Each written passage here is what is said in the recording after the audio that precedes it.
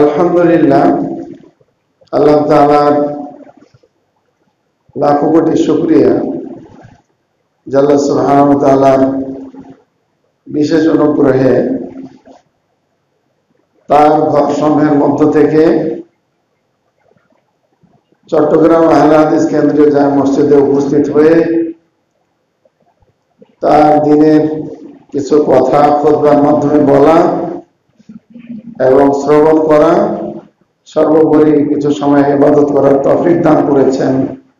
এই জন্য আমরা কালিমাতে শুকর আদায় করছি, আলহামদুলিল্লাহ।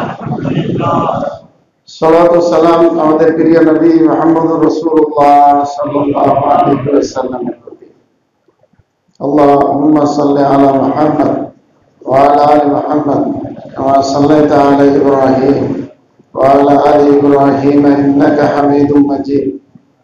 اللهم بارك على محمد وعلى آل محمد كما باركت على إبراهيم وعلى آل إبراهيم إنك حميد مجيد। অতঃপর আজকে এই জুমার সালাতে উপস্থিত মুসাল্লিয়ানে কেরাম, পর্দার আড়ালে মা ও বোনেরা, ফেসবুক লাইভের মাধ্যমে আমাদের খুতবা যারা দেশ বিদেশ থেকে শ্রবণ করছেন, দিনী ভাই বোনেরা, সকলের সুস্বাস্থ্য কামনা করে আল্লাহ তাআলার কাছে দোয়া করছি, আল্লাহ তাআলা আমাদের সকলকে হায়াতে তাইয়্যিবা দান করুন। আর শুরুতেই দোয়া করে নিচ্ছি, আমি যা বলবো আপনারা যা শুনবেন আমরা সকলেই যেন আমল করতে পারি, আল্লাহ তাআলা আমাদের সে তৌফিক দান করুন। আজকে যে বিষয়টি নিয়ে কথা বলবো সেটি অত্যন্ত গুরুত্বপূর্ণ বিষয়, তবে বোঝার জন্য আপনাদের মনোযোগ আকর্ষণ করছি। বুঝতে হবে বিষয়টা হচ্ছে মুসলিম দেশ পরিত্যাগ করে অমুসলিম দেশে বসবাস প্রসঙ্গে। বর্তমান সময়ে এটা যেহেতু বেড়ে গেছে, এর হার অনেক বেড়ে গেছে, আর এটাতে আমরা বলতে পারি প্রতিযোগিতা শুরু হয়েছে। তো বিষয়টা কোরআন এবং সহিহ সুন্নাহর আলোকে সংক্ষিপ্ত এই সময়ের মধ্যে বলার চেষ্টা করবো ইনশাআল্লাহ। তবে আপনাদের বোঝার জন্য মনোযোগ আকর্ষণ করতেছি, কারণ বিষয়টা একটু নতুন। আমরা অনেক সময় খুতবায় বিভিন্ন বিষয় নিয়ে, বিধান নিয়ে কথা বলি। যেমন রমজান মাস অতীত হয়েছে, তার বিধান আমরা জেনেছিলাম, আবার আসবে যখন আবার জানবো ইনশাআল্লাহ। তারপরে রমজান পরবর্তী আলোচনাও হচ্ছে। শাওয়াল মাসের 6টি সিয়াম রাখার গুরুত্ব বলা হচ্ছে। আমরা ইতিমধ্যে অনেকে সিয়াম রেখেছি, অনেকে হয়তো রাখার চেষ্টা করতেছি, যেহেতু আরো কিছুদিন সময় আছে। আর এরপরেই তো শুরু হয়ে যাবে আমাদের হজ্জের প্রসঙ্গ আছে, কুরবানির বিধিবিধান আছে। এগুলো আমাদের জানা বিষয় এবং এগুলো আমাদের বলতে হবে, এটাও দায়িত্ব আমাদের সকলের। তবে মাঝখান থেকে যেহেতু হজের কিছুদিন সময় আছে, পরবর্তী খতিব সাহেবরা বলবেন, তবে আমার কাছে এই বিষয়টা একটু গুরুত্বপূর্ণ মনে হয়েছে, তাই এই বিষয়টি নিয়ে আলোচনা শুরু করতে যাচ্ছি। আমা তাওফীকি ইল্লা বিল্লাহ আলাইহি তাওয়াক্কালতু ওয়া ইলাইহি উনীব। রাব্বি ইশরাহ লি সাদরি ওয়া ইয়াসসির লি আমরি ওয়াহলুল উকদাতাম মিন লিসানি ইয়াফকাহু কওলি। মুসলিম দেশ পরিত্যাগ করে অমুসলিম দেশে বসবাস করা বা নাগরিকত্ব গ্রহণ করা, এর বিধান কি, এটা আমরা আজকে জানবো ইনশাআল্লাহ। এই বিধানটি জানার আগেই শুরুতেই আমি একটা হাদিস বলবো আপনাদের। হাদিসটি ইমাম আল্লামা নাসিরউদ্দিন আলবানী রাহিমাহুল্লাহ সহিহ বলেছেন। ইমাম তিরমিজি রাহিমাহুল্লাহ তার সুনান তিরমিজিতে বর্ণনা করেছেন। হাদিসটি হলো আল্লাহ রাসূল সাল্লাল্লাহু আলাইহি সাল্লাম বলেছেন, আনা বারিউন, আমি মুক্ত, আমি মুক্ত, মিন কুল্লি মুসলিমিন, সে সকল মুসলিমদের হতে, ইউকিমু, বসবাস করে, বাইনা আযহুরিল মুশরিকিন, মুশরিকদের মাঝে। অর্থাৎ রাসূলুল্লাহ সাল্লাল্লাহু আলাইহি সাল্লাম বলেছেন, সে সকল মুসলিম নরনারী থেকে আমি নিজেকে মুক্ত করে নিচ্ছি। তার মানে সে আমার অন্তর্ভুক্ত না, আমিও তার সুপারিশের দায়িত্বে না। কোন মুসলিম? যারা বসবাস করে মুশরিকদের মাঝে। এই হাদিসটি কেন রাসূলুল্লাহ সাল্লাল্লাহু আলাইহি সাল্লাম বললেন? বাহ্যিকভাবে হাদিসটি অনেক কঠিন মনে হচ্ছে আমাদের কাছে, কারণ বর্তমানে বাংলাদেশ আমাদের মুসলিম দেশ। এই দেশ পরিত্যাগ করে ইতিমধ্যেই অনেক অমুসলিম দেশে অনেক মুসলিম ভাই বোনেরা নাগরিকত্ব গ্রহণ করেছেন, সেখানে বসবাস করা শুরু করেছেন।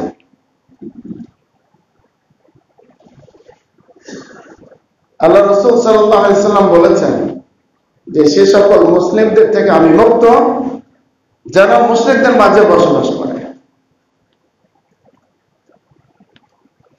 হাদিসটি তো অনেক কঠিন মনে হচ্ছে আমাদের জন্য, কিন্তু আসলে এর প্রেক্ষাপটটা হলো এমন যে আপনি আপনার ছেলেকে, মেয়েকে, সন্তানাদি যারা আছে তাদেরকে মহব্বত করেন, তাদেরকে ভালোবাসেন, তাই তো আপনি তাদেরকে বিভিন্ন সময় উপদেশ দেন, নসিহত করেন যে বাবা এই ধরনের কাজ তুমি করবে না, এটা হলো অনিয়ম, শিরকের সাথে জড়াবে না, বিদআতের সাথে জড়াবে না, অশালীন অসামাজিক কাজের সাথে নিজেকে জড়িয়ে নেবে না, যুক্ত করবে না। আর যদি তুমি করে বসো তাহলে বাবা তোমার সাথে আমার কোনো সম্পর্ক নাই। এটা একজন পিতা তার ছেলে মেয়ে বা তার প্রিয় ব্যক্তিদেরকে বলে থাকে। এটা কেন বলে? পৃথিবীতে লক্ষ লক্ষ কোটি কোটি মানুষ, তাদেরকে তো বলছে না। কাকে বলছে? নিজের ছেলে, নিজের মেয়ে, নিজের আপনজন, প্রিয়জন যে আছে তাকে বলছে, তুমি যদি এই কাজটির সাথে জড়িত হও, করো, তাহলে আমি তোমার থেকে মুক্ত, তোমার দায় ভার আমার উপরে নাই। এটা কোন ব্যক্তি কাকে বলতে পারে? যে ব্যক্তি যাকে মহব্বত বেশি করে তাকেই বলে থাকে।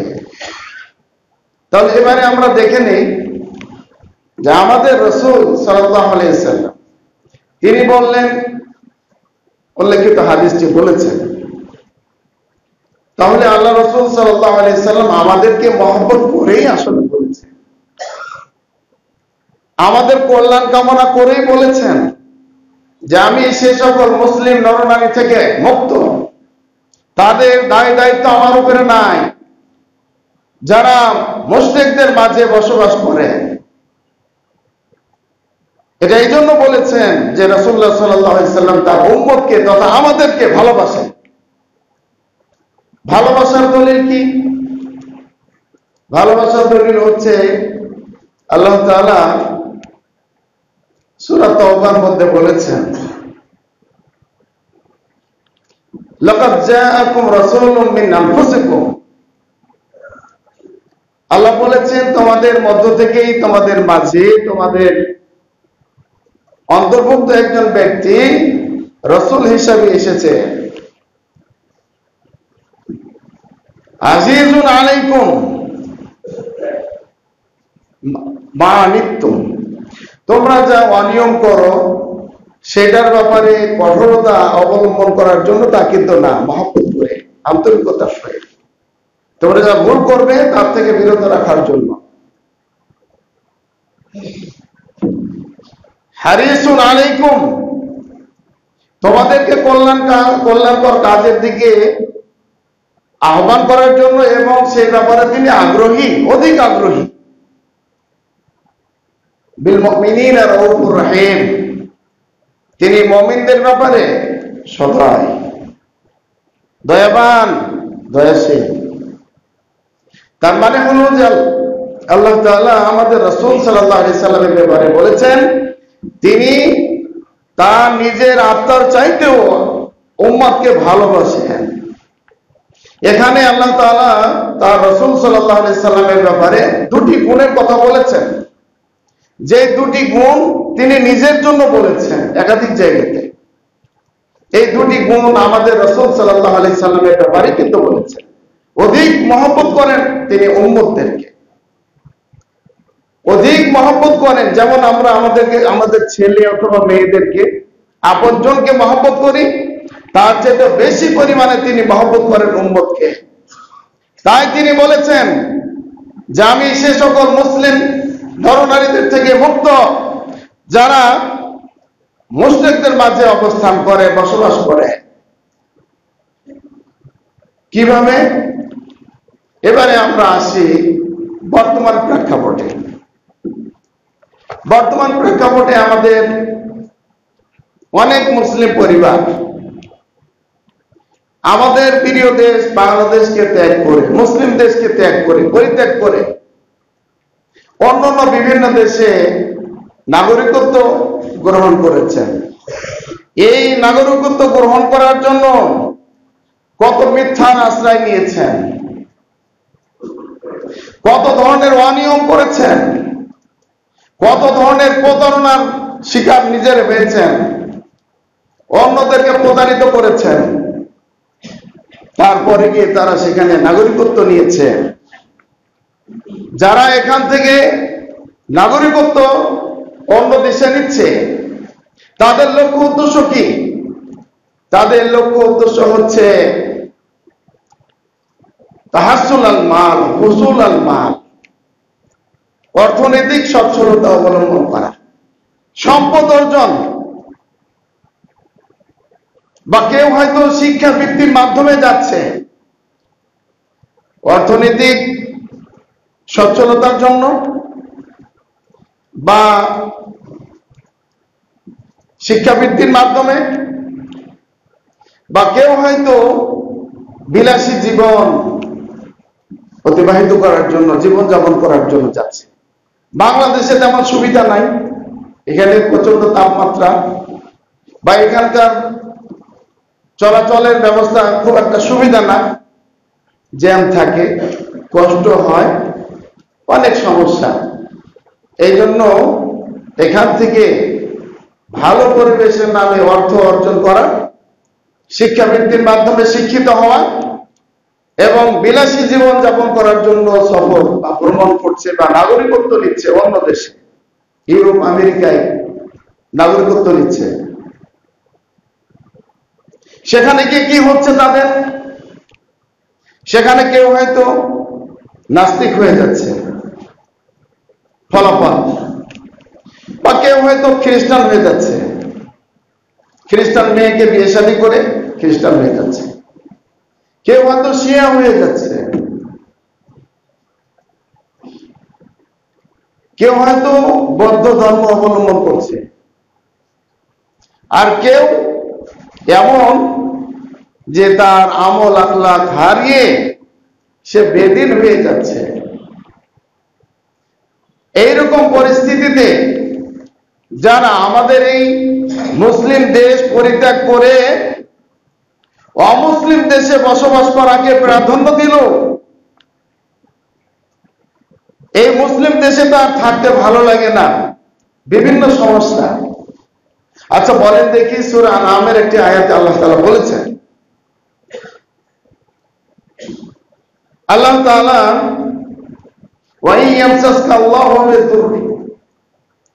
তোমাকে যদি আল্লাহ তাআলা বিপদের মুখোমুখি করেন, আল্লাহ তাআলা রাসূলুল্লাহ সাল্লাল্লাহু আলাইহি ওয়াসাল্লামকে বলেছেন, তার মাধ্যমে আমাদেরকে শিক্ষা দিয়েছেন। আল্লাহ তাআলা যদি তোমাকে বিপদের মুখোমুখি করেন, ফালা কাশিফা লাহু, কেউ এই বিপদ থেকে মুক্ত করার নাই, ইল্লাহু, তিনি ছাড়া। তাহলে যারা চিন্তা করে যে এই দেশের থেকে আমার সুবিধা হচ্ছে না, এই দেশের শিক্ষা ব্যবস্থা ভালো, আমি উন্নত হতে পারছি না, তাদেরকে চিন্তা করতে, আল্লাহর সম্পর্ক তাদের একটু ভালো করতে হবে। এখানে আল্লাহ তাআলা বিপদ যদি কাউকে কষ্টে রাখেন, তাহলে এই কষ্ট সরানোর মালিক হলো আল্লাহ, চাইতে হবে আল্লাহর কাছে। সামনে বাড়ি, এখান থেকে চলে গেল, বিদেশে যাচ্ছে, বিদেশে যাওয়ার পর হচ্ছে কি, আল্লাহ তাআলা কোরআনুল কারীমে বলেছেন যে ওমান আহসানু কাওলাম মিম্মান দাআ ইলাল্লাহ, তার চাইতে কথা কার উত্তম যে আল্লাহর দিকে ডাকে। আল্লাহ কোরআনে বলেছেন সূরা ফুসসিলাতে, সূরা ফুসসিলাত এটা হলো আপনার সূরা ফুসসিলাত, এটা হলো 33 নম্বর আয়াত। আল্লাহ তাআলা বলেছেন তার চাইতে উত্তম কথা কার, যে আল্লাহর দিকে ডাকে। এখন এই দাওয়াতি কাজ করা, আল্লাহর বিধান অনুযায়ী মানুষদেরকে, আল্লাহর বান্দা বান্দীদেরকে আল্লাহর দ্বীনের দিকে আহ্বান করা, এটা শুধু আলেমদের কাজ না, এটা প্রতিটি মুসলিমের কাজ। তাহলে যে মুসলিম পরিবার বা যে মুসলিম ভাই বোনেরা মুসলিম দেশ ত্যাগ করে চলে যাচ্ছে অন্য দেশে, সেখানে গিয়ে তো আল্লাহর দ্বীনের কথা বলার কোনো অপশন নাই, নাই, বলতে পারবে না। ওখানে হয়তো বললাম, হয়তো নাস্তিক হয়ে যাচ্ছে, খ্রিস্টান হয়ে যাচ্ছে, বা আল্লাহর দ্বীনের কথা সেখানে বলার অধিকার নাই। যদি আপনি বলেন ইত্তাকিল্লাহ, তুমি আল্লাহকে ভয় করো, আমরা বাংলাদেশে আলহামদুলিল্লাহ মুসলিম দেশে বলতে পারছি, তুমি আল্লাহকে ভয় করো, সুদ থেকে বিরত থাকো, ঘুষ থেকে বিরত থাকো, জেনা ব্যভিচার থেকে বিরত থাকো, মদ জুয়া এই নোংরা জিনিস থেকে বিরত থাকো, এটা আমরা বলতে পারছি। কিন্তু অন্য দেশে তা বলতে পারবেন না। যদি বলেন তাহলে অপরাধী সাব্যস্ত হবে না। তাহলে আল্লাহর দ্বীনের দিকে আহ্বান করার মুখ বন্ধ করে দিয়েছে, পারবেন না, বলতে পারবেন না। তাছাড়া আমাদের দেশের তুলনায় বিধর্মী দেশে ফাহিশা, মুনকারাত, অশালীন কাজ এর পরিমাণ অনেক বেশি। মানুষ ফাহিশা, অশালীন, খারাপ কাজ দেখতে দেখতে তার অন্তরটা ফায়ামুত কলবুহু, তার অন্তর মরে যায়, মৃত্যুবরণ করে। তার তখন ওই খারাপ জিনিসটা খারাপ মনে হয় না, তার তখন ভালো মনে হয় সব। এক তো হলো অধিকার শেষ, দ্বিতীয়ত হলো যে সে আর খারাপটাকে খারাপ মনে করছে না। যে মানুষ বাংলাদেশে দিনদার ছিল, দিনের সাথে 5 ওয়াক্ত সালাত আদায় করত, সে আর সেখানে সালাত আদায় করার হারিয়েছে। তারপরে সেখানে খারাপ কিছু দেখতে দেখতে তার অন্তর মৃত্যুবরণ করেছে, দুর্বল হয়ে গেছে।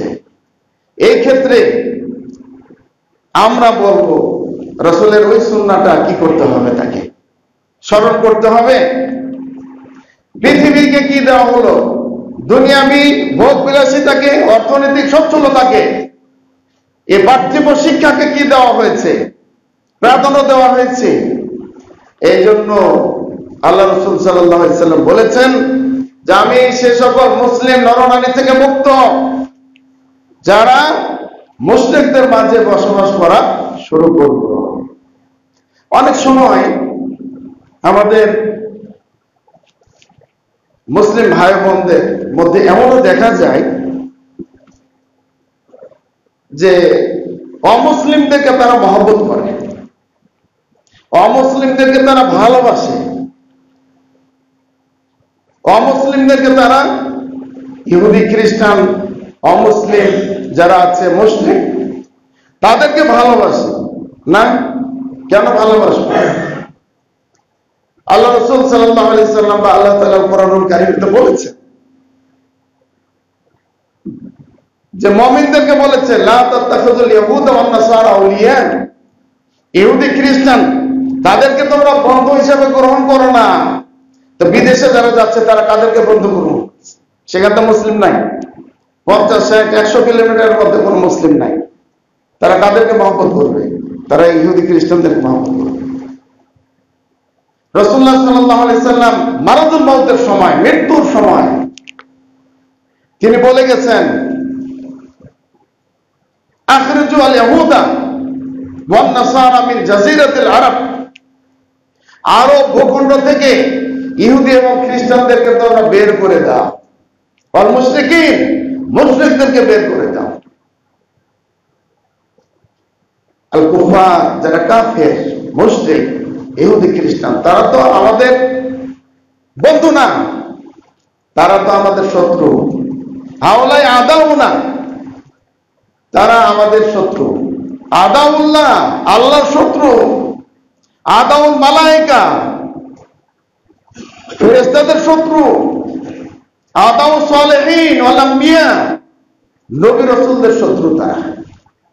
যারা আল্লাহ রাসূলের বিধানের, আল্লাহ রাসূলের শত্রু হিসেবে সাব্যস্ত হচ্ছে, তাদেরকে আমরা বন্ধু হিসেবে গ্রহণ করার জন্য তাদের দেশে বসবাস করাকে আমরা প্রাধান্য দিচ্ছি।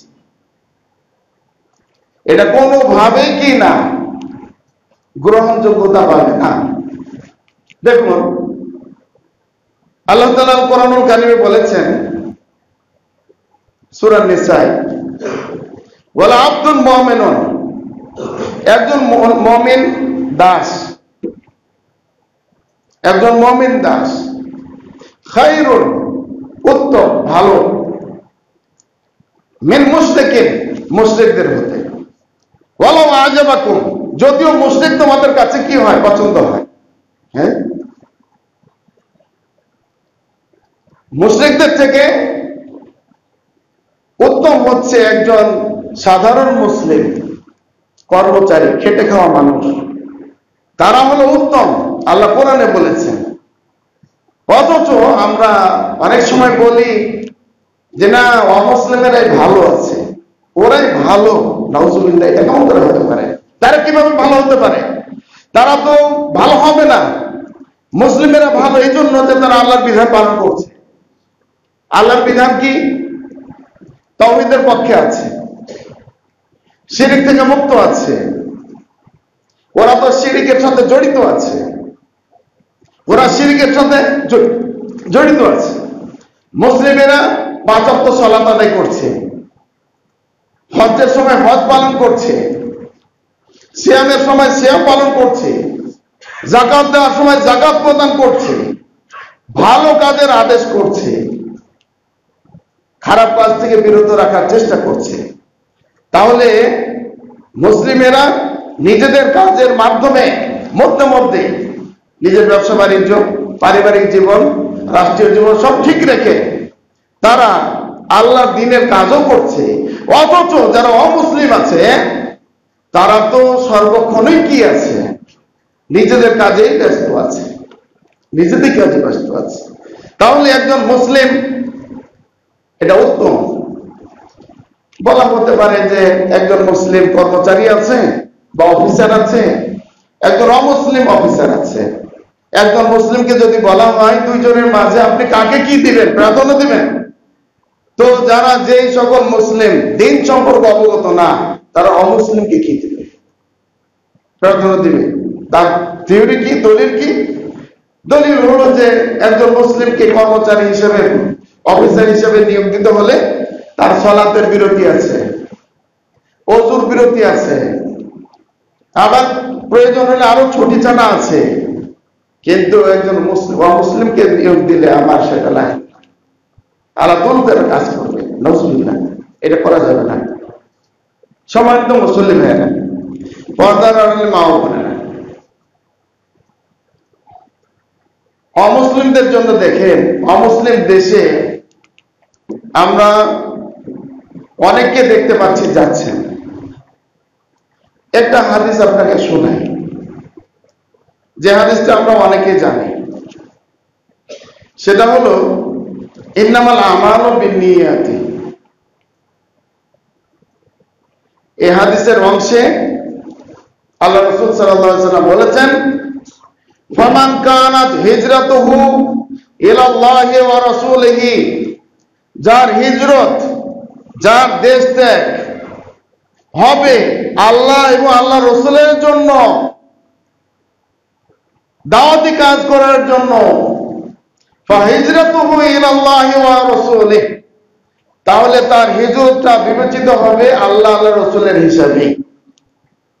ওয়ামান কানাত হিজরাতুহু, এবং কোন ব্যক্তির যদি হিজরত হয় ইলা দুনিয়া ইসিবহা, দুনিয়া অর্জনের জন্য, আও ইলা ইমরাতিন ইয়ানকিহুহা, বা এমন এক মহিলাকে শাদী করার জন্য সে হিজরত করে, দেশ ত্যাগ করে, ফাহিজরাতুহু ইলা মা হাজারা ইলাইহি, তাহলে যে উদ্দেশ্যে সে হিজরত করেছে, দেশ ত্যাগ পরিত্যাগ করেছে, তার হিজরতটা সেভাবেই কি করা হবে, বিবেচিত হবে। এখন আমাদের যারা দেশ ত্যাগ করছে, আমাদের মুসলিম দেশ, যেখানে আলহামদুলিল্লাহ সব ইসলামী কাজগুলো ভালো মতো করার সুযোগ আছে, এই দেশ ত্যাগ করে কোথায় চলে যাচ্ছে? দুনিয়াবি সুবিধার জন্য, ভোগ বিলাসিতার জন্য, তারপরে উচ্চ শিক্ষার নামে বেদিনী শিক্ষা অর্জন করার জন্য যারা যাচ্ছে, তাদের নিয়তটা কি আছে? তাহলে এই হাদিস দ্বারা আপনার কি হবে? তাদের নিয়ত তো ইসলামী নিয়ত না। এই ইসলামী নিয়ত না হওয়ার কারণে তাদের এই দেশ পরিত্যাগ করা, মুসলিম দেশ পরিত্যাগ করাটা কি না ঠিক না। আপনি বলবেন যে না, রাসূলুল্লাহ সাল্লাল্লাহু আলাইহি সাল্লাম তো মক্কা ত্যাগ করে কোথায় গিয়েছেন? মদিনায় গিয়েছেন। মক্কা রাসূলুল্লাহ সাল্লাল্লাহু আলাইহি সাল্লাম নবুয়ত প্রাপ্ত হলেন, মক্কায় 13 বছর দাওয়াতি কাজ করলেন, সুবিধা হলো না। আল্লাহ তাআলা তাকে নির্দেশ দিলেন, তুমি হিজরত করো, মক্কা ভূমি ত্যাগ করো, মদিনাতে চলে যাও। আচ্ছা, মদিনাতে যে আল্লাহ রাসূল সাল্লাল্লাহু আলাইহি সাল্লাম পৌঁছলেন, তার নিয়ত কি ছিল, উদ্দেশ্য কি ছিল? উদ্দেশ্য তো দুনিয়া অর্জন না, দুনিয়া অর্জন না, বা বিলাসী জীবন যাপন না, বা বেদিনী কোনো শিক্ষা ব্যবস্থা সেখানে নাই। একমাত্র সেখানে উদ্দেশ্য হলো লিইলাই কালিমাতিল্লাহ, আল্লাহর দ্বীন যেন কি হয়ে যায়, প্রতিষ্ঠিত হয়, আল্লাহর বান্দাদের নিকটে আল্লাহর দ্বীন পৌঁছানো সম্ভব হয়। সেজন্য তিনি মক্কা ত্যাগ করে কোথায় চলে গেছেন? মদিনায় পৌঁছে গেছেন। তাহলে আমাদের রাসূলের নিয়ত, উদ্দেশ্য, এবং বর্তমানে যে আমাদের মুসলিম ভাই বোনেরা অনেকেই আমাদের বাংলাদেশ মুসলিম দেশ ত্যাগ করে বিদেশে পাড়ি জমাচ্ছে, অমুসলিম দেশে নাগরিকত্ব গ্রহণ করছে, তাদের নিয়তের মধ্যে পার্থক্য আছে।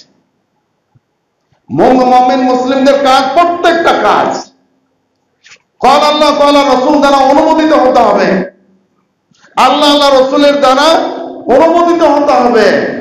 এখানেই তো রাসূলের হিজরত আর আমাদের অনেক ভাই বোনদের হিজরত কি হয়ে যাচ্ছে, দেশ পরিত্যাগ করা, এটা লক্ষ্য উদ্দেশ্য ভিন্ন হয়ে যাচ্ছে। রাসূলুল্লাহ সাল্লাল্লাহু আলাইহি সাল্লামের নিয়ত যে ছিল যে দ্বীনটা আল্লাহর বান্দাদের কাছে পৌঁছে যায়, এটা কিভাবে আমরা বুঝতে পারলাম? রাসূলুল্লাহ সাল্লাল্লাহু আলাইহি সাল্লাম মদিনাতে পৌঁছার পরেই মসজিদ নির্মাণ করলেন। সেখানে মসজিদ নির্মাণ করেছেন, মসজিদে কুবা। যারা হজ উমরাতে গিয়েছেন, মসজিদে কুবাতে যদি কেউ নিজ আবাসস্থল থেকে ওযু করে পবিত্রতা অর্জন করে মসজিদে কুবাতে 2 রাকাত সালাত আদায় করে নফল, তাহলে একটি কবর উমরা সমপরিমাণ সওয়াব পাওয়া যাবে। সুবহানাল্লাহ। যাওয়ার পরে আল্লাহ রাসূল সাল্লাল্লাহু আলাইহি সাল্লাম মসজিদে কুবা নির্মাণ করলেন। তার অল্প দিন পরে মসজিদে নববী নির্মাণ করলেন। শুরু হয়ে গেল আল্লাহর দ্বীনের কাজ ব্যাপক হারে, আলহামদুলিল্লাহ। তো এখন আল্লাহ রাসূল মক্কা নগরী পরিত্যাগ করে যে গেলেন, সেখানে দাওয়াতি কাজের জন্য গিয়েছেন।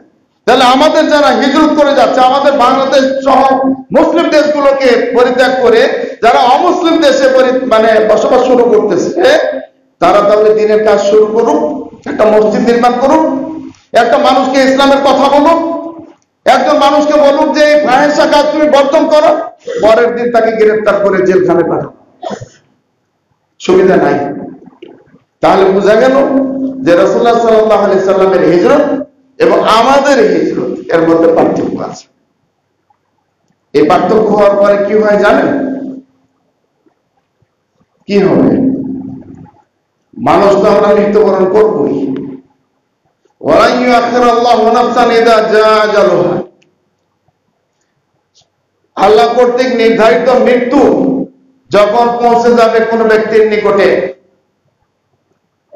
লা ইউআখিরুল্লাহ নাফসান, আল্লাহ তাআলা কাউকে অবকাশ দিবেন না, ইযা জাআ আজালুহা, যখন তার শেষ সময় এসে পড়বে, সময় দিবেন না আল্লাহ তাআলা।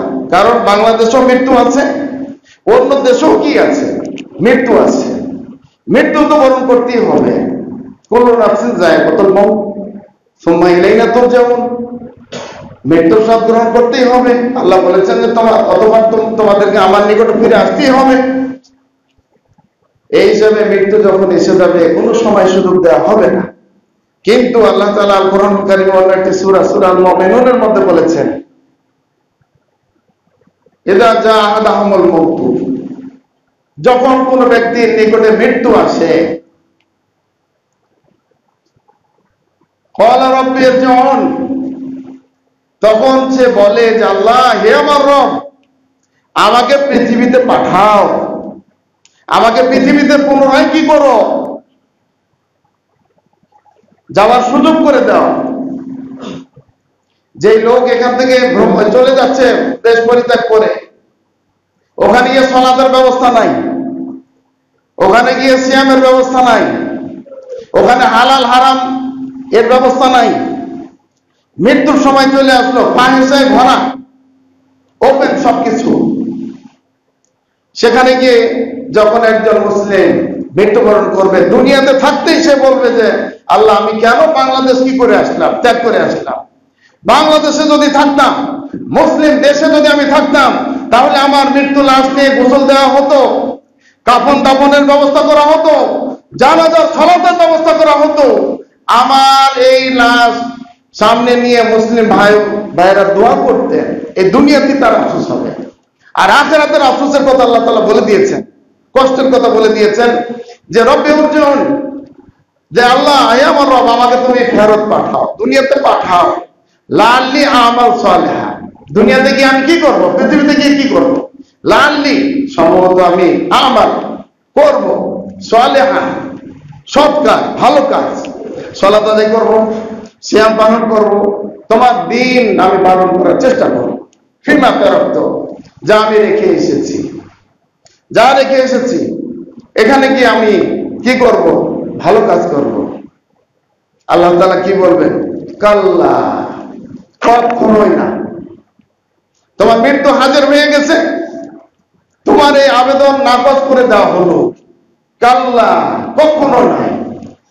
কালিমাতুন হুয়া কাইলুহা, এমন বক্তব্য, এমন উক্তি তুমি বেশ করছো, সেটা তুমি বললে, বলা পর্যন্তই তোমার থেকে গেল, কাজ হবে না। এরপরে জাহান্নামের আগুন আছে, জাহান্নামের আগুন আছে। কবরের আযাবের পরে জাহান্নামের আগুন শুরু হয়ে যাবে। বিরাট ব্যাপার এটা। আর মুশরিকদেরকে ভালোবাসাও যাবে না, যেমন সেখানে বসবাসের ব্যাপারে রাসূলুল্লাহ সাল্লাল্লাহু আলাইহি ওয়াসাল্লাম যেটা বলেছেন, সেটাও কার্যকর হবে। সেটাও কি হবে? কার্যকর হবে। কারণ সেখানে গিয়ে মানুষ দিনের উপর থাকতে পারে না, দিনের উপরে থাকা কখনোই সম্ভব না।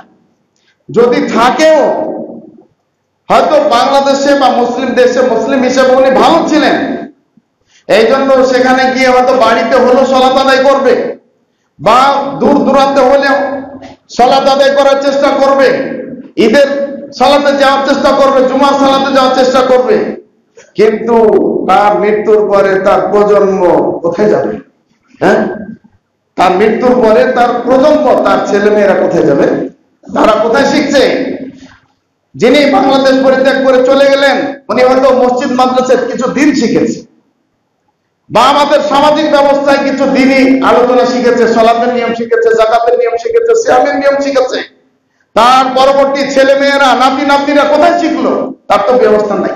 ওখানে তো মাদ্রাসার ব্যবস্থা নাই, ওখানে মসজিদের ব্যবস্থা নাই। আর যদি থাকেও, সেটাও ওই দেশের আইন মাইনা কি করতে হবে, ব্যাপক কিছু নাই।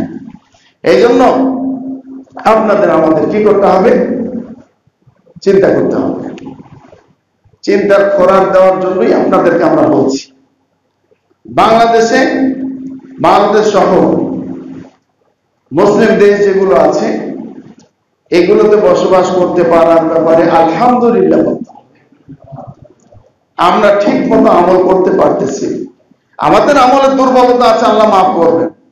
তবে এখনো পরিবেশ পরিস্থিতি আলহামদুলিল্লাহ ভালো আছে।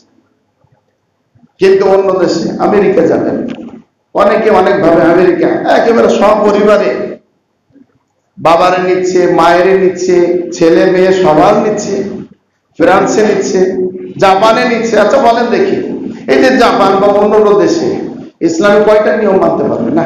পরিষ্কার তাহারাতে পারবে না। তাহারাত যেটা, এই যে পরিষ্কার পরিচ্ছন্নতা, মলমূত্র ত্যাগ করে যে পানি ব্যবহার করা, অনেক দেশে পানি নেই। আমরা উন্নত দেশের কথা শুনেছি কিছু যে সেখানে পানি নাই, অনেক বিল্ডিং এমন আছে যেখানে পানির ব্যবস্থা নাই, টিস্যু ব্যবহার করে। তো পবিত্রতা কোথায় আসবে তার? আমাদের যদি একবার পবিত্রতা অর্জন করতে সব কি হয়, কষ্ট বা না পাই, টিস্যু পানি পাওয়া যাচ্ছে না, তাহলে কত কষ্ট লাগে মানসিক ভাবে, কত কষ্ট। ওখানে সারা জীবনটা গোসল করার পানি নাই, গোসল করতে হবে আপনাকে বাইরে সাভারে গিয়ে। তাহলে আমাদের দেশে আলহামদুলিল্লাহ আমাদের এখানে সব আছে, দিন আছে, দুনিয়া আছে। এই হিসাবে যারা এরকম নিয়োগ করেছেন, ওই নিয়োগটা পরিবর্তন করেন। ইন্নামাল আমালু বিন্নিয়াতি, দুনিয়া অর্জনের জন্য যায় না, ভোগ বিলাসিতা অর্জন করার জন্য যায় না। তারপরে নাস্তিকবাদের পক্ষে যাওয়ার জন্য আপনি যাবেন না। তাহলে সফর কি করতে হবে না? ভ্রমণ কি করা যায় না? ভ্রমণ কি করতে পারবো না? সেটার ব্যাপারে ইসলামের দৃষ্টিভঙ্গি কি, এই ব্যাপারে আপনাকে আমি কিছু কথা বলবো।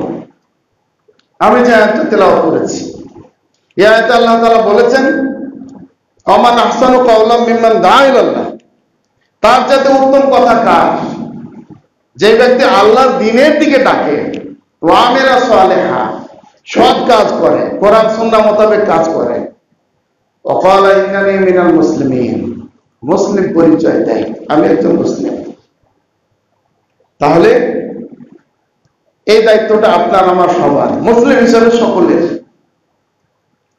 আল্লাহ তাআলা বলেছেন, ওয়াতাকুম মিনকুম উম্মাহ, তোমাদের মাঝে কিছু দল, কিছু লোক থাকা দরকার, ইয়াদুনা ইলাল খায়র, তারা কল্যাণের দিকে ডাকবে, ওয়া ইয়ামুরুনা বিল মারুফ, সৎ কাজের দিকে তারা ডাকবে, ওয়া ইয়ানহাউনা আনিল মুনকার, অশ্লীল কাজ থেকে তারা বিরত রাখবে। যারা এই কর্মসূচির আওতায়, ওয়াউলাইকা হুমুল মুফলিহুন, তারা হলো সফল কাম, তারা হলো সফল কাম। কুনতুম খায়রা উম্মাতিন উখরিজাত লিন-নাস, তোমরাই হলে শ্রেষ্ঠ জাতি, উম্মত।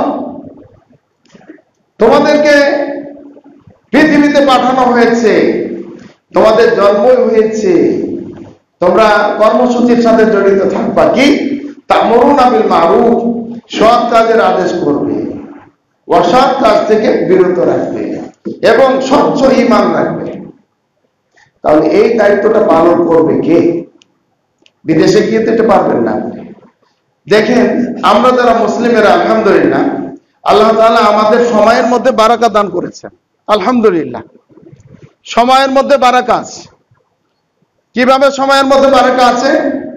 যে আমরা পর্যাপ্ত সময়, যতটুকু আমাদের শরীরের জন্য প্রয়োজন, আমরা ঘুমাচ্ছি, তারপরে সালাত আদায় করছি, সিয়াম পালন করছি, পরিবারকে সময় দিচ্ছি। আলহামদুলিল্লাহ, আমাদের সময়ের মধ্যে বরকত আছে। প্রত্যেকটা জায়গাতে আমরা সময়ের কাজ সময়ে করার চেষ্টা করছি, কিন্তু অন্যদের ভিতরে তা নাই। তা আপনি শিখতেও পারবেন না ওখানে। এই জন্য আমরা আশা করব আল্লাহ তাআলা আমাদেরকে যেন ইসলামের বিধিবিধান মানতে পারবো, আমল করতে পারবো, এমন জায়গাতে, এমন দেশে বসবাস করতে হবে। অন্যথায় আমরা এই হাদিসটা মনে রাখবো, আনা বারি, আমি মুক্ত, মিন কুল্লি মুসলিমিন, সে সকল মুসলিম নরনারী থেকে, ইকিমু, বসবাস করে, বাইনা আযহুরিল মুশরিকিন, মুশরিকদের মাঝে, ইহুদি খ্রিস্টানের মাঝে, অমুসলিমদের মাঝে যে বসবাস করে তার থেকে রাসূলুল্লাহ সাল্লাল্লাহু আলাইহি ওয়াসাল্লাম মুক্ত। এখন যারা চিন্তা করেছেন বিদেশে যাওয়া, বিদেশে পাড়ি দেওয়া, আপনাদেরকে আমরা দিনী ভাই হিসাবে অনুরোধ জানাবো যে আপনি আপনার দেশে কি করেন, সুন্দর মতো কাজ করেন, ব্যবসা করেন, বাণিজ্যের সাথে জড়ান, যিনি যার যেটা পেশা সেই পেশাতে আপনি থাকবেন। তাহলে দেখবেন যে আপনি স্বাভাবিকভাবে আল্লাহর দ্বীনের কাজ করতে পারবেন আর আল্লাহর কাছে জবাবটাও দিতে পারবেন। আল্লাহ তাআলা আমাদেরকে সে তৌফিক দান করুন।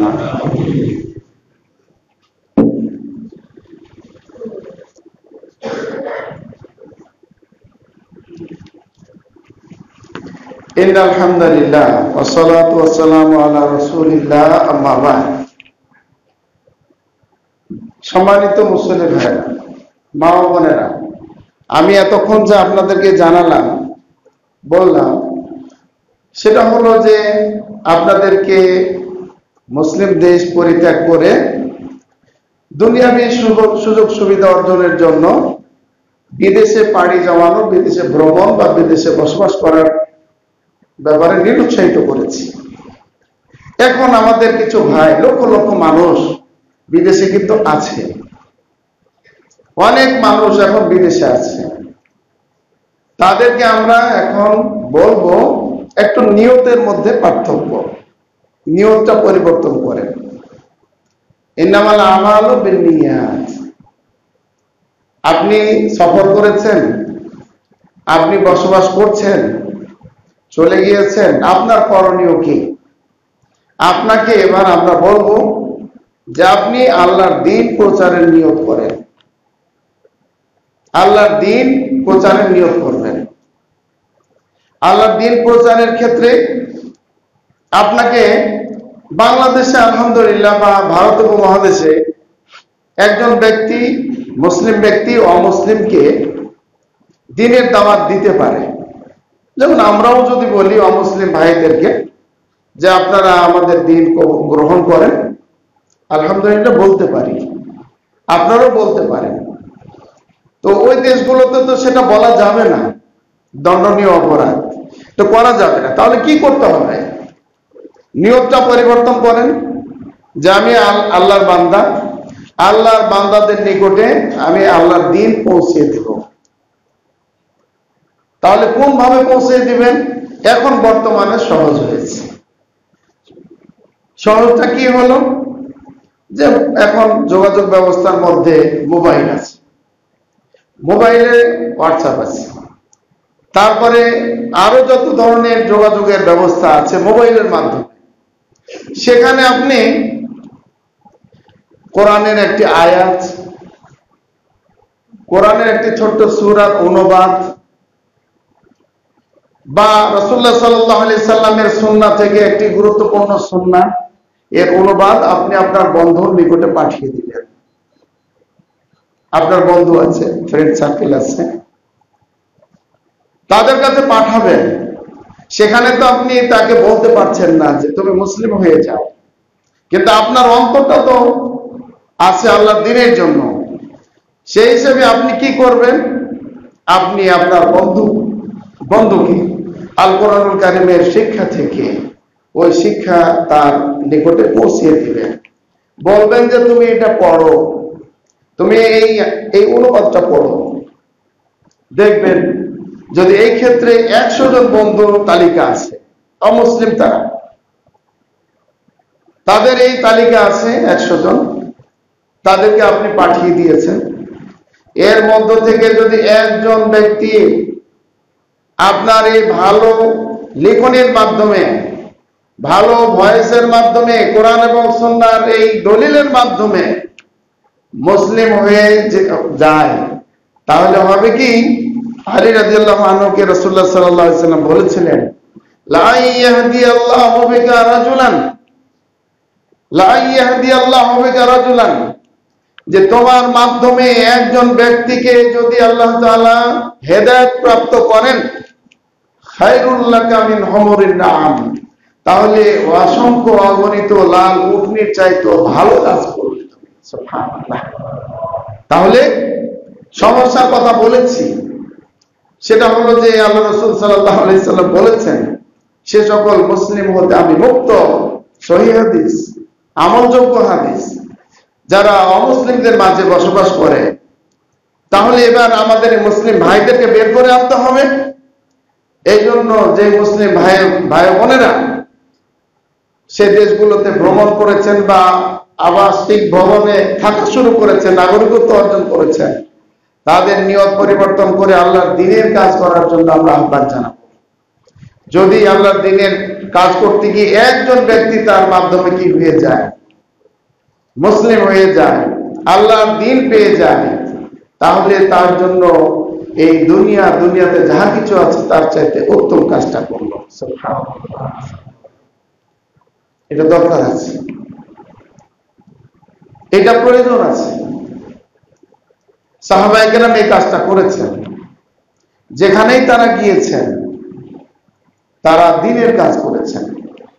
অতএব আমরা যেই জায়গাতে ভ্রমণ করি না কেন, সেখানে ভ্রমণের জন্য আপনার কি করতে হবে, নিয়োগ করতে হবে যে আল্লাহর দ্বীনের কিছু না কিছু কাজ যেন হয়, আপনার জন্য আমার জন্য জায়েজ হয়ে যাবে। যেমনটি রাসূলুল্লাহ সাল্লাল্লাহু আলাইহি সাল্লাম মদিনাতে গিয়ে করলেন। সেখানে গিয়ে টাকা পয়সা, অর্থনৈতিক সচ্ছলতা তদানীন্তনকালে মক্কার চাইতে ভালো ছিল, মক্কার চাইতে সেখানকার পরিস্থিতি ভালো ছিল। কিন্তু সেই দিকে আল্লাহ রাসূল সাল্লাল্লাহু আলাইহি সাল্লাম ব্যস্ত না হয়ে আল্লাহর দ্বীনের দিকে তিনি কি হয়েছিলেন, ব্যস্ত হয়েছিলেন। সম্মানিত মুসল্লিগণ, আশা করি আপনারা বুঝতে পেরেছেন, আশা করি আপনারা বুঝবেন যে একজন মুসলিম তিনি ইন্না সলাতি, আমার সালাত, অনসুকি, আমার কুরবানি, ও মাহইয়ায়া, আমার জীবন, ও মামাতি, আমার মৃত্যু, লিল্লাহি রাব্বিল আলামিন, আল্লাহ রাব্বুল আলামিনের জন্য। একটা মুহূর্ত তো আপনি কি করতে পারছেন না, আল্লাহর দ্বীন থেকে বিরত থাকতে পারবেন না। অথচ আপনি নিয়োগ করছেন যে আমি সেখানে গিয়ে অর্থ অর্জন করব। দেখেন, এই যে টাকা পয়সার পিছনে আমরা দৌড়াচ্ছি, আসলে এটা কি? আল্লাহ তাআলা এই যে অর্থনৈতিক সচ্ছলতা দেন, টাকা পয়সা দান করে, এটা কিন্তু আল্লাহর পরীক্ষা। এটা একটা আল্লাহর পরীক্ষা। ফিতনাতুল মাল, সম্পদের ফিতনা। এটা যে ব্যক্তির লক্ষ্য উদ্দেশ্য হচ্ছে দুনিয়া অর্জন, দুনিয়া অর্জন, তার জন্য আখিরাত কঠিন করে দেন আল্লাহ তাআলা। এবং যে ব্যক্তির লক্ষ্য উদ্দেশ্য দ্বীন, আখিরাত, পরকাল, তাদের জন্য দুনিয়াটা আল্লাহ তাআলা সহজ করে দেন। সম্পদ অর্জনের কিছু নীতিমালা আছে, তিনটা ক্ষেত্রে সম্পদ নীতিমালা আছে সম্পদ অর্জনের। আপনার কাছে ধন সম্পদ আছে, তিনটা সূত্রে আপনি মিলিয়ে নিতেন। প্রথম, যে আপনি যখন উপার্জন করবেন সেই উপার্জনটা হালাল হচ্ছে কিনা দেখবেন। উপার্জন ক্ষেত্রে আপনার হালাল হতে হবে। উপার্জন যদি হালাল না হয়, আপনি একদিক থেকে ছিটকে পড়েছেন। তারপরে এই সম্পদ সংরক্ষণ করবেন, উপার্জন করেছেন, সংরক্ষণ করবেন। এই সংরক্ষণও হতে হবে আপনার বৈধ পন্থায়, সংরক্ষণ হবে বৈধ পন্থায়, হালাল পদ্ধতিতে সংরক্ষণের ব্যবস্থা থাকতে হবে। সেটা যদি হয় কোরআন সুন্নাহ বিরোধী, তাহলে আপনি এখানেও কি করলেন, ছিটকে পড়লেন। 3 নাম্বার, এটা হলো ব্যয়। সম্পদ অর্জন করেছেন, এটা খরচ করবেন। খরচের খাত, খরচের খাত যদি আপনার কি না হয়, কোরআন এবং সুন্নাহ ভিত্তিক না হয়, তাহলে আপনি পুরোটাই দুর্বল পয়েন্টে চলে গেছেন। সম্পদ হারাম পদ্ধতিতে উপার্জন করেছেন, রেখেছেন অবৈধ পন্থায়, তারপরে ব্যয় করছেন সব হারাম পন্থায়, আল্লাহর নির্দেশিত বিধিবিধান অনুযায়ী আপনি ব্যয় করছেন না, আল্লাহ তাআলা জিজ্ঞাসা করবেন কোথা থেকে অর্জন করেছো, কোথায় তুমি খরচ করেছো, হিসাব দাও। অথচ মুমিনদের হিসাব কি? মুমিনদের ব্যাপারে আল্লাহ তাআলা আল কোরআনুল কারীমে কি বলেছেন? সম্পদ অর্জিত হয়েছে। ওসমান রাদিয়াল্লাহু আনহু তদানীন্তনকালে সেরা ধনী ছিলেন, অনেক সাহাবায়ে কেরাম সেরা ধনীর তালিকায় ছিলেন। তারা কি করেছেন? আল কোরআনুল কারীমে আল্লাহ তাআলা বলে দিয়েছেন, আল্লাযিনা ইযা আনফাকু, মুমিনদের বৈশিষ্ট্য হচ্ছে, সূরা ফুরকানে আল্লাহ তাআলা বলেছেন ইযা আনফাকু, যখন তারা খরচ করে, ব্যয় করে, সঞ্চয়কৃত সম্পদ যখন তারা ব্যয় করে, লাম ইসরিফু, তারা অপচয় করে না, ওয়ালাম ইয়াকতুরু, এবং তারা কৃপণতাও করে না, ওয়া কানা বাইনা যালিকা কাওয়ামা, মধ্যম পন্থা অবলম্বন করে কোরআন এবং সুন্নাহ পদ্ধতি ফলো করে তারা ব্যয় করে। সুবহানাল্লাহ। তাহলে সম্পদ অর্জন করবেন বিদেশে গিয়ে কোন পদ্ধতিতে? আপনি একটা দোকান নিলেন, ধরেন ফ্রান্সে গিয়ে বা জাপানে গিয়ে, আমেরিকায় গিয়ে একটা দোকান, চীনে চায়নাতে গিয়ে একটা দোকান, আপনার দোকান চলবে, সব একবারে হালাল ফুড রেখেছেন, যত ধরনের ফাস্ট ফুড আছে সব হালাল। কে আপনার সাথে কে নিবে? ওখানে তো সব হারামের সাথে কি আছে, জড়িত আছে, শুকুর পুকুরের সবকিছু সেখানে আছে, আপনি আগাতে পারবেন না, অসম্ভব। আর বাংলাদেশে, মুসলিম দেশে আপনি কি করতে পারবেন? আলহামদুলিল্লাহ, আপনি হালাল পদ্ধতিতে উপার্জন করতে পারেন, হালাল পদ্ধতিতে আপনি সংরক্ষণ করতে পারেন, এবং হালাল পদ্ধতিতে আপনি ব্যয় করতে পারেন। সুবহানাল্লাহ। আসুন না ভাইরা, এই দুনিয়াটাকে আমরা আকবারে হামবে না, আমাদের প্রধান লক্ষ্য উদ্দেশ্য দুনিয়া না, আমাদের প্রধান লক্ষ্য উদ্দেশ্য হচ্ছে আখিরাত। এই জন্য দুনিয়াকে অর্জন করতে গিয়ে আখিরাতকে হারিয়ে দেব, তা কিন্তু সম্ভব না। এই জন্য ইন্নী নাসিহু লাকুম, এই জন্য আমাদের দিনী ভাইয়েরা, আপনাদের জন্য আমরা কল্যাণ কামনা করছি। যে সকল দিনী ভাইয়েরা বোনেরা বিদেশে বাড়ি জমাতে যাচ্ছেন, তাদের জন্য আমরা কি বলবো, যে আপনি বাংলাদেশে থাকেন বা মুসলিম দেশে বসবাস করেন, আল্লাহর দ্বীনের উপরে থাকেন, আল্লাহ তাআলা আপনাকে হেফাজত করবেন। আর যদি যেতেই হয়, তাহলে সেই পরিবেশ যদি থাকে যে আপনি আল্লাহর দ্বীনের কাজ করতে পারবেন, তাহলে আপনি সেখানে যাবেন। তাহলে ওই হাদিসটা আবারও আমি স্মরণ করে দিই আপনাদের, আমি বাড়ি মুক্ত মিন কুল্লি মুসলিমিন, সে সকল মুসলিম হতে, ইউকিমু, বসবাস করে, বাইনা আযহুরিল মুশরিকিন, মুশরিকদের মাঝে। আপনারা যারা বিদেশে গেছেন, আমরা তো গেলাম শুধু সৌদি আরবে, সৌদি আরব আলহামদুলিল্লাহ দিবে, এখানে যদি যান, এখানে দিন আছে, দুনিয়াও আছে আলহামদুলিল্লাহ। তো অন্য দেশে যারা গিয়েছেন তারা জানেন আমেরিকার কি অবস্থা, জাপানের কি অবস্থা, এই আপনার ইউরোপ কান্ট্রি গুলোর কি অবস্থা, তারপরে চায়নার কি অবস্থা আছে, থাইল্যান্ডের কি অবস্থা আছে, ইটালির কি অবস্থা আছে, ব্রিটেনের, এগুলো অবস্থা আপনারা ভালো জানেন। এই জন্য আপনারা এই হাদিস এবং কোরআনের যে দলিলগুলো আজকে বলেছি আমি, এই দলিলগুলো বুঝে দাওয়াতি কাজ করতে পারলে আপনি যাবেন সেখানে। যদি নিজের দিন রক্ষণাবেক্ষণের দায়িত্ব নিতে পারেন, যাবেন, অন্যথায় যাওয়ার কোনো অনুমতি নাই। আল্লাহ রাসূল সাল্লাল্লাহু আলাইহি ওয়াসাল্লাম বলেছেন, খালিতিন নাসা, মানুষের সাথে মেলামেশা করো, থাকো, বসবাস করো, লা তাকলিমান্না,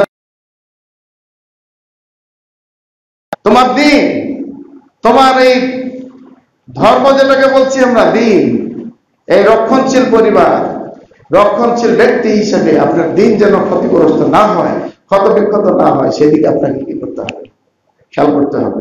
এই জন্য আমি তিনটি বিষয় আপনাদেরকে স্মরণ করিয়ে দিই। মুসলিম দেশ পরিত্যাগ করে অমুসলিম দেশে নাগরিকত্ব নেওয়া থেকে বিরত থাকবেন। 2, মুসলিম কর্মচারী কর্মকর্তা নিয়োগ দেওয়ার চেষ্টা করবেন, অমুসলিমদেরকে নিয়োগ দেওয়ার চেষ্টা করবেন না। একান্ত যদি না পাওয়া যায়, সেটা রাসূলুল্লাহ সাল্লাল্লাহু আলাইহি সাল্লামের দলিল আছে। যখন রাসূলুল্লাহ সাল্লাল্লাহু আলাইহি সাল্লাম মক্কা থেকে মদিনায় যাচ্ছিলেন, একজন অমুসলিমের সাহায্যে গিয়েছেন। যদি না পাওয়া যায় একান্ত, যদি মুসলিম কর্মচারী কর্মকর্তা পাওয়া যায়, ড্রাইভার পাওয়া যায় বা অন্য কোনো লোক পাওয়া, তাহলে আপনি অমুসলিম কি করবেন না, নিয়োগ দিবেন না, কারণ এটা দ্বীনের সাথে সম্পর্ক। আর 3 নাম্বার হলো সম্পদ অর্জনের ক্ষেত্রে আপনার এই সম্পদই শুধু না, সেটা হালাল পদ্ধতিতে উপার্জন, তারপরে সংরক্ষণ হালাল পদ্ধতিতে এবং ব্যয় করা সেটাও হালাল পদ্ধতিতে হতে হবে। তাহলে দেখবেন যে আমরা সুন্দর জীবনযাপন করতে পারবো। আল্লাহ তাআলা আমাদের সকলকে কোরআন এবং সুন্নাহ বলেছি। আপনাদের কাছে নতুন মনে হলেও আপনারা বিষয়টা কি করবেন, একটু চিন্তা করবেন। দরকার হলে আমরা আবারও এই বিষয়ের উপরে আরো বিস্তারিত আলোচনা করব, কারণ এই বিষয়গুলো নিয়ে আলোচনা সাধারণত হয় না, আমরা করি না, কিন্তু এখন আমাদের করতে হবে। খতিব সাহেবদের অনুরোধ জানাবো, আপনারা আলোচনা করবেন, যারা আলোচক আছে তারাও আলোচনা করবে, কিতাব পুস্তক যারা পড়ার ব্যবস্থা রেখেছেন, লাইব্রেরি আছে, সেখানেও কি করতে হবে আপনারাই ব্যবস্থা রাখবেন। আল্লাহ তাআলা আমাদেরকে সে তৌফিক দান করুন, আমিন।